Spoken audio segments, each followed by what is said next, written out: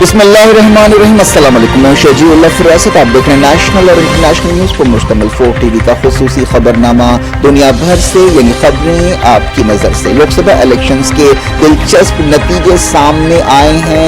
मुल्क में कोalition पॉलिटिक्स का दौर शुरू हो गया है। बीजेपी का जोर टूट गया है, मोदी का सहर टूट गया है और भाजपा अपने बल पर हुकूमत बनाने की पोजीशन में नहीं है। उसे इत्तेहादियों की मदद हासिल करनी पड़ेगी और इत्तेहादी अब मरकज़ तवज्जो बन गए हैं और एनडीए के इत्तेहादियों पर अब इंडिया इत्तेहाद भी नजरें गाड़े बैठा है। इन खबरों की तफसील की बात करेंगे। सबसे पहले हेडलाइंस।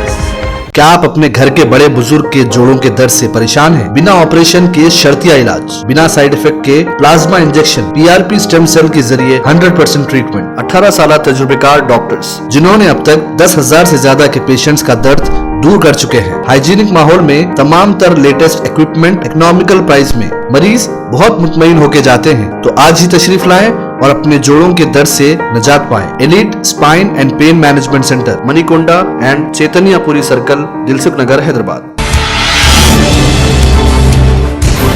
कुफ्र टूटा खुदा खुदा करके। भारी मैंडेट के जाम में मनमानी करने वाली बीजेपी को मेजॉरिटी नहीं मिली। हुकूमत बनाने के लिए बाबू और नीतीश की बैसाखियों का सहारा लेना पड़ेगा।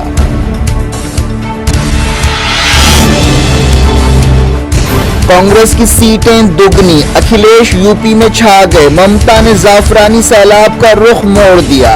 उद्धव का ग्रुप असली शिवसेना साबित। इंडिया इत्तेहाद का मुतासिर कुन मुजाहरा। पिक्चर अभी बाकी है। इंडिया इत्तेहाद ने नीतीश और बाबू पर डोरे डालने शुरू कर दिए। शरद पवार सरगर्म, दोनों कैंप्स में हलचल। 2024 लोकसभा इलेक्शंस के नतीजे मोदी के लिए धक्का। 400 पार का नारा मुंह के बल गिर पड़ा। क्या बीजेपी में बगावत की आवाजें उठेंगी?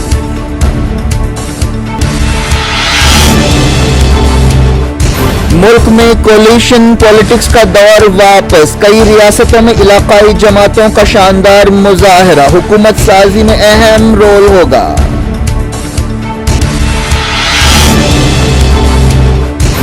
आंध्र प्रदेश में तेलुगु देशम पार्टी वापस। वाईएसआरसीपी को बदतरीन शिकस्त। उड़ीसा में बीजू जनता दल का दबदबा खत्म।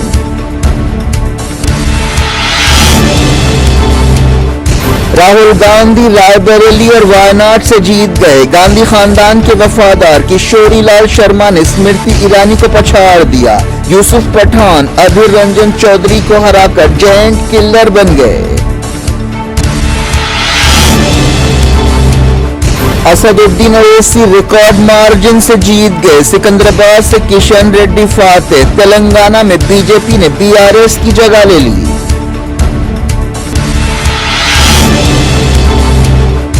एग्जिट पोल्स की पोल खुल गई। गोदी मीडिया को शर्मिंदगी उठानी पड़ी। प्रशांत किशोर जमीनी हकीकत से दूर साबित हुए।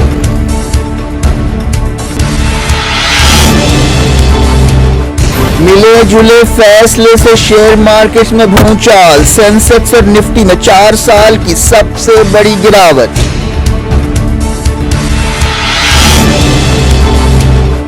गाजा में इसराइल के हमले। ब्लिंकन ने अमन मंसूबे पर की अरब वजीरों से बातचीत।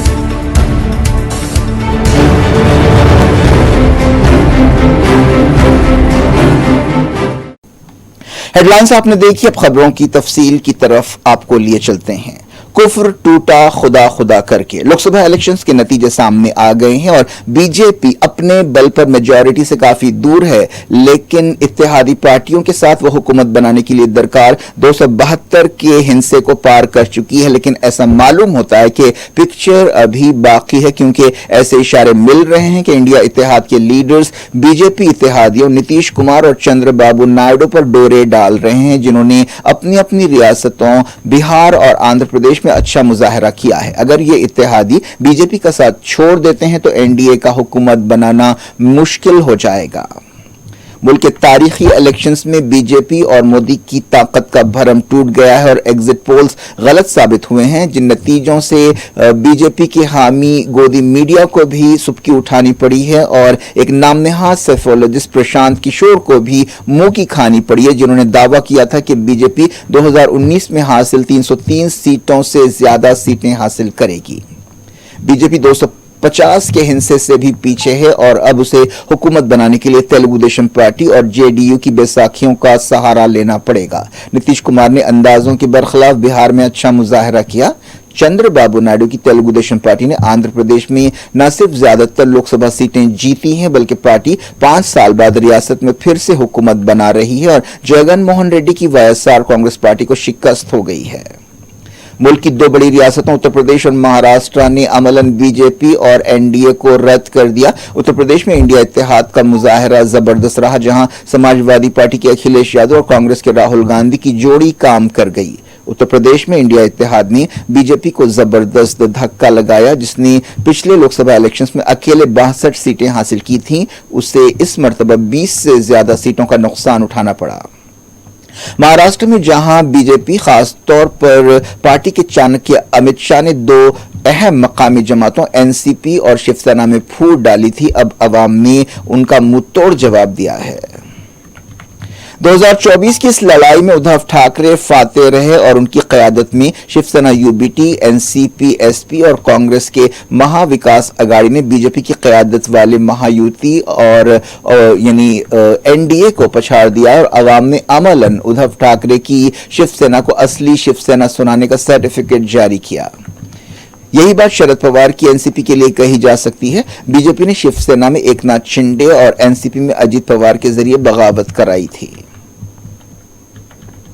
जहां इन 2 अहम रियासतों में इंडिया इत्तेहाद ने गजब का मुजाहरा किया है, वहीं राजस्थान और हरियाणा में भी उसने मुतासिर कुन कारकर्दगी दिखाई और कमोबेश आधी सीटें जीत ली हैं। पंजाब में इंडिया इत्तेहाद में शामिल पार्टियां कांग्रेस और आम आदमी पार्टी छा गईं, लेकिन बाज रियासतों में इंडिया इत्तेहाद या कांग्रेस फीके रहे, जिनमें सबसे अहम मध्य प्रदेश है, जहां तमाम 29 सीटों पर बीजेपी कामयाब रही।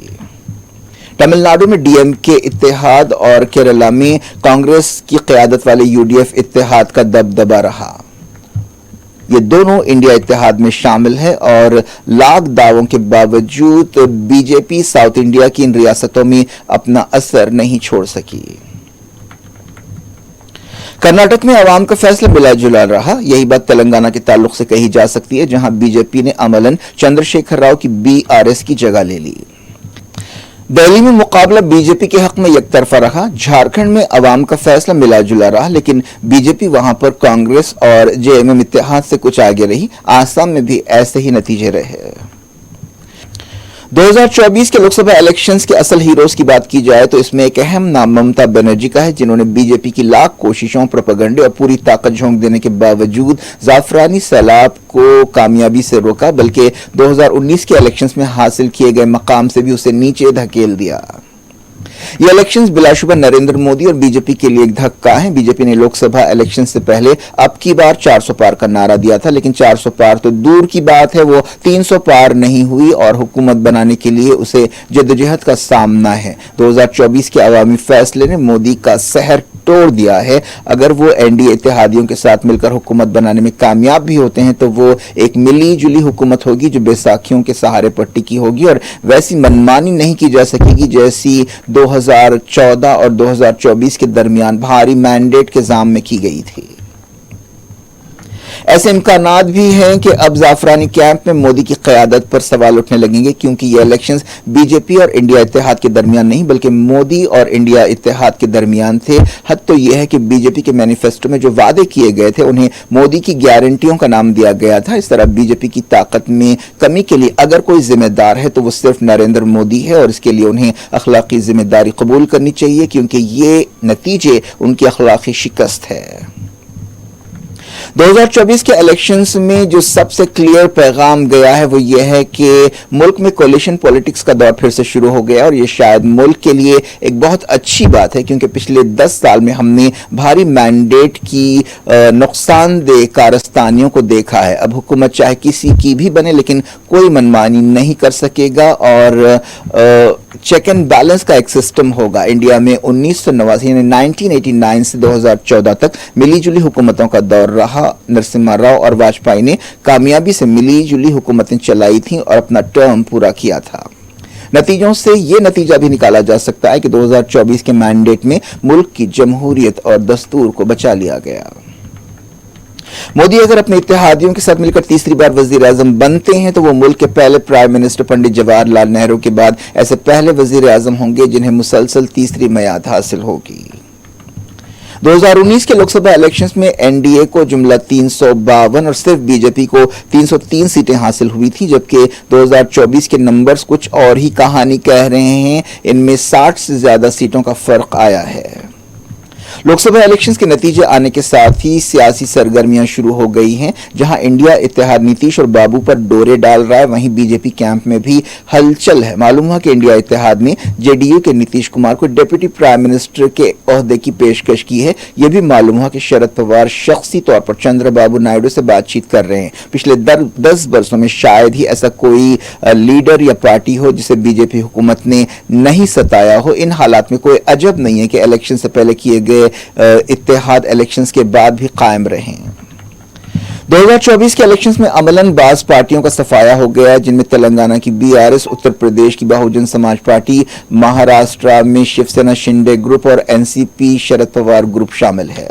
जगनमोहन रेड्डी की वाईएसआरसीपी को आंध्र प्रदेश में हैरान करने वाली शिकस्त का सामना करना पड़ा। कांग्रेस लीडर राहुल गांधी बरेली और वायनाड दोनों हलकों से जीत गए। नेहरू गांधी खानदान के वफादार किशोरी लाल शर्मा ने इन इलेक्शंस में जेंट किलर का मकाम हासिल किया, जिन्होंने मरकजी वजीर स्मृति ईरानी को अमेठी में शिकस्त दी। वजीर आजम नरेंद्र मोदी वाराणसी से जीत गए हैं, लेकिन उन्हें कांग्रेस के अजय राय से तवक्को से ज्यादा सख्त मुकाबले का सामना करना पड़ा। मरकजी वजीर अमित शाह गांधीनगर से, बीजेपी लीडर नितिन गडकरी नागपुर से, ज्योतिरादित्य सिंधिया गुना से, पीयूष गोयल मुंबई नॉर्थ से, शिवराज सिंह चौहान विदिशा से, समाजवादी पार्टी लीडर अखिलेश यादव कन्नौज से, उनकी बीवी डिंपल यादव मैनपुरी से जीत गए हैं। कंगना रनौत हिमाचल प्रदेश के मंडी हलके से जीत गईं। हैदराबाद से असदुद्दीन ओवैसी तकरीबन 3.5 लाख वोटों से जीत गए हैं। उन्होंने बीजेपी उम्मीदवार माधवी लता को शिकस्त दी। सिकंदराबाद से बीजेपी के किशन रेड्डी को कामयाबी हासिल हुई। बंगाल के कृष्णानगर हलके से तृणमूल कांग्रेस की महुआ मोइत्रा जीत गई हैं, जिन्हें पिछली लोकसभा से डिस्क्वालीफाई कर दिया गया था। लोकसभा इलेक्शंस 2024 के एक और giant killer cricketer Yusuf Pathan रहे, जिन्होंने 5 मरतबा के रुकने पार्लियामेंट अधीर रंजन चौधरी को बहरामपुर हलके से पीट दिया। आसाम की जेल में कैद खालिस्तानी लीडर अमृतपाल सिंह पंजाब के खजूर साहब हलके से जीत गए हैं। BJP leader Tamilisai Soundararajan Chennai south से, नेशनल कॉन्फ्रेंस उम्मीदवार उमर अब्दुल्ला बारामूला से, महबूबा मुफ्ती अनंतनाग राजौरी से, टीएमसी के शत्रुघ्न सिन्हा आसनसोल से हार गए हैं। मध्य प्रदेश के इंदौर में नोटा ने एक रिकॉर्ड बनाया है। मुल्क के इलेक्शंस की तारीख में पहली बार नोटा को 1,55,000 से ज्यादा वोट हासिल हुए। लोकसभा इलेक्शंस के साथ साथ आंध्र प्रदेश और उड़ीसा असेंबली इलेक्शंस के वोटों की गिनती हुई। आंध्र प्रदेश में तेलुगु देशम पार्टी ने स्वीप कर दिया और 175 सीटों में से 127 सीटें हासिल की, जबकि वाईएसआरसीपी को 22 सीटों पर खदेड़ दिया गया। तेलुगु देशम पार्टी की इत्तेहादी जनसेना ने 17 और बीजेपी ने 7 सीटें हासिल की। इस तरह 5 साल बाद टीडीपी हुकूमत में वापसी करेगी। पार्टी सदस्य चंद्रबाबू नायडू कुप्पम हलके से जीत गए हैं। वाईएसआर कांग्रेस के लीडर और चीफ मिनिस्टर जगनमोहन रेड्डी पुलिवेंदला से जीत गए हैं। उड़ीसा में 145 रुकनी असेंबली में बीजेपी ने आसानी से हाफ वे मार्क पार कर लिया। बीजू जनता दल अक्सरियत से काफी दूर रही। इस तरह रियासत में उसका 25 साल का दौर खत्म हो गया। लोकसभा की 543 सीटों के लिए 29 अप्रैल से 1 जून तक 7 मरहलों में वोटिंग हुई थी। इसके साथ साथ आंध्र प्रदेश, उड़ीसा, अरुणाचल प्रदेश और मिजोरम असेंबलियों के लिए भी वोट डाले गए। 2 दिन पहले मिजोरम और अरुणाचल प्रदेश में वोटों की गिनती हुई। मिजोरम में मकामी हुक्मरान पार्टी ने दूसरी मियाद हासिल की, जबकि अरुणाचल प्रदेश में बीजेपी को तीसरा टर्म मिला। तेलंगाना के पार्लियामेंट इलेक्शंस में जहां बीआरएस का सफाया हो गया, उसकी जगह बीजेपी ने ले ली है और उसे कांग्रेस के बराबर सीटें हासिल हुई हैं। इसका मतलब यह है कि आने वाले दिनों में ऐसा अंदेशा है कि बीजेपी रियासत की एक मजबूत ताकत होगी और 2028 के असेंबली इलेक्शंस बीजेपी और कांग्रेस के दरमियान हो सकते हैं। लोकसभा इलेक्शंस के नतीजों के दरमियान शेयर मार्केट्स में भूचाल आ गया और भारी गिरावट देखी गई। एक दिन पहले एग्जिट पोल्स में बीजेपी और एनडीए की जबरदस्त कामयाबी के अंदाजों के बाद मार्केट में उछाल आया था और बॉम्बे स्टॉक एक्सचेंज का सेंसेक्स और निफ्टी में 3 महीनों की सबसे ऊंची सतह हासिल की थी। लेकिन जैसे ही मंगल को बीजेपी की ताकत में कमी हुई, सेंसेक्स में 4000 पॉइंट्स की गिरावट आई। बीएसई का सेंसेक्स 4398 पॉइंट्स गिरा और 72079 पर बंद हुआ। यही हाल नेशनल स्टॉक एक्सचेंज के निफ्टी का रहा, जो 3389 पर लुढ़क गया। ये 4 वर्षों में एक दिन की सबसे ज्यादा गिरावट है। तमाम तरह की कंपनियों को शेयर मार्केट में नुकसान उठाने पड़े। बड़े लूजर्स में SBI, Reliance, Larsen and Toubro, power grid, NTPC और एचडीएफसी बैंक हैं। सेंसेक्स और निफ्टी में तकरीबन 6 पॉइंट्स की गिरावट आई।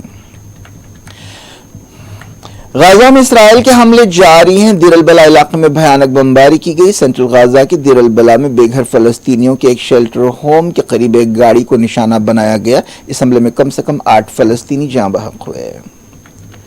अमरीकी सदर जो बाइडेन ने दावा किया है कि इसराइल अमन समझौते पर आगे बढ़ने के लिए तैयार है। उन्होंने कहा कि अमरीका, इजिप्ट और कतर इस समझौते पर अमल के पाबंद हैं। हाल ही में बाइडेन ने 3 मरहलों पर मुश्तमिल एक अमन मंसूबा पेश किया था।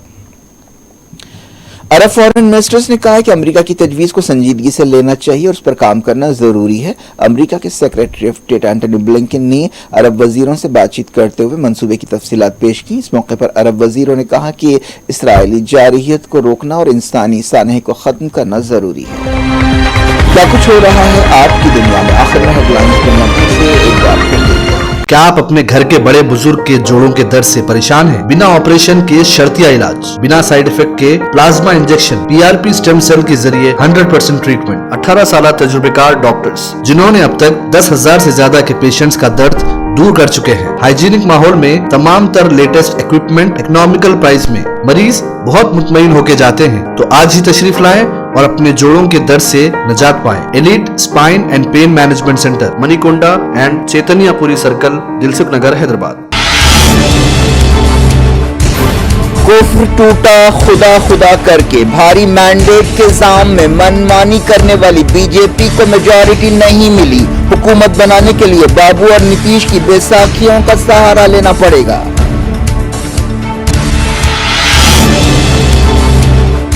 कांग्रेस की सीटें दुगनी। अखिलेश यूपी में छा गए। ममता ने जाफरानी सैलाब का रुख मोड़ दिया। उद्धव का ग्रुप असली शिवसेना साबित। इंडिया इत्तेहाद का मुतासिर कुन मुजाहरा।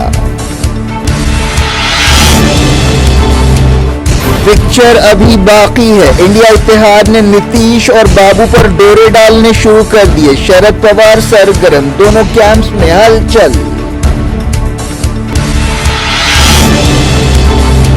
2024 लोकसभा इलेक्शंस के नतीजे मोदी के लिए धक्का। 400 पार का नारा मुंह के बल गिर पड़ा। क्या बीजेपी में बगावत की आवाजें उठेंगी?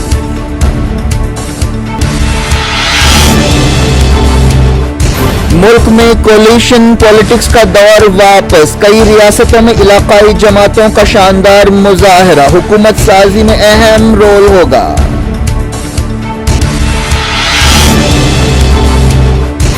आंध्र प्रदेश में तेलुगु देशम पार्टी वापस। वाईएसआरसीपी को बदतरीन शिकस्त। उड़ीसा में बीजू जनता दल का दबदबा खत्म।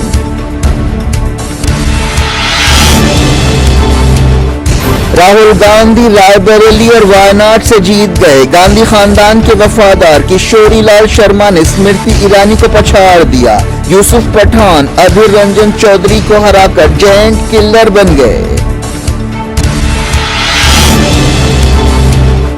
असदुद्दीन ओवैसी रिकॉर्ड मार्जिन से जीत गए। सिकंदराबाद से किशन रेड्डी फातेह। तेलंगाना में बीजेपी ने बीआरएस की जगह ले ली।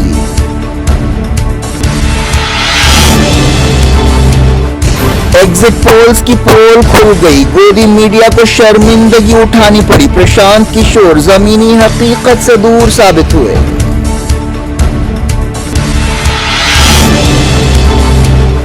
मिले जुले फैसले से शेयर मार्केट में भूचाल। सेंसेक्स और निफ्टी में 4 साल की सबसे बड़ी गिरावट।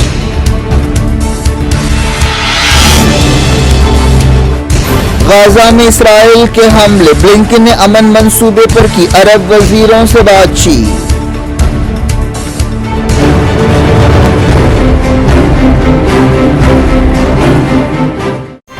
ये थी आपकी शेड्यूल अफवाह को दी इजाजत और अपना बेहद ख्याल रखें।